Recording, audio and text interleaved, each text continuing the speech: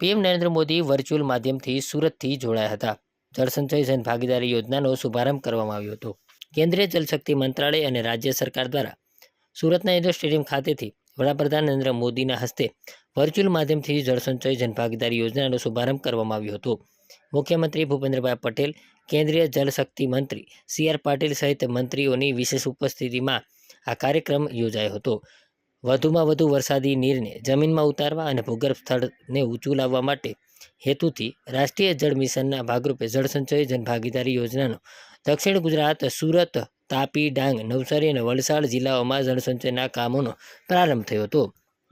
કેન્દ્રીય જલશક્તિ મંત્રાલય અને રાજ્ય સરકાર દ્વારા સુરતના ઇન્ડોર સ્ટેડિયમ ખાતેથી વડાપ્રધાન નરેન્દ્ર મોદીના હસ્તે વર્ચ્યુઅલ માધ્યમથી જળસંચય જનભાગીદારી યોજનાનો શુભારંભ કરાવ્યો હતો. મુખ્યમંત્રી ભૂપેન્દ્રભાઈ પટેલ, કેન્દ્રીય જળશક્તિ મંત્રી સી.આર. પાટીલ સહિતના નેતાઓ ઉપસ્થિત રહ્યા હતા. આ પ્રસંગે નાણામંત્રી અને ઉર્જા મંત્રી કનુભાઈ દેસાઈ, જળસંપત્તિ પાણી પુરવઠા મંત્રી કુંવરજીભાઈ બાવળિયા, વન અને પર્યાવરણ, જળસંપત્તિ પાણી પુરવઠા અને રાજ્યમંત્રી મુકેશ પટેલ, ગૃહ રાજ્યમંત્રી હર્ષ સંઘવી, શિક્ષણ રાજ્યમંત્રી પ્રફુલભાઈ પાનસેરિયા, આદિજાતિ વિકાસ મંત્રાલય કુંવરજીભાઈ હળપતિ, વિધાનસભાના નાયબ મુખ્ય દંડક વિજય પટેલ, સાંસદ મુકેશ દલાલ, સાંસદ પ્રભુભાઈ વસાવા, મેયર દક્ષેશભાઈ માવાણી સહિતના અગ્રણીઓ અને શહેરીજનો આ કાર્યક્રમમાં ઉપસ્થિત રહ્યા હતા.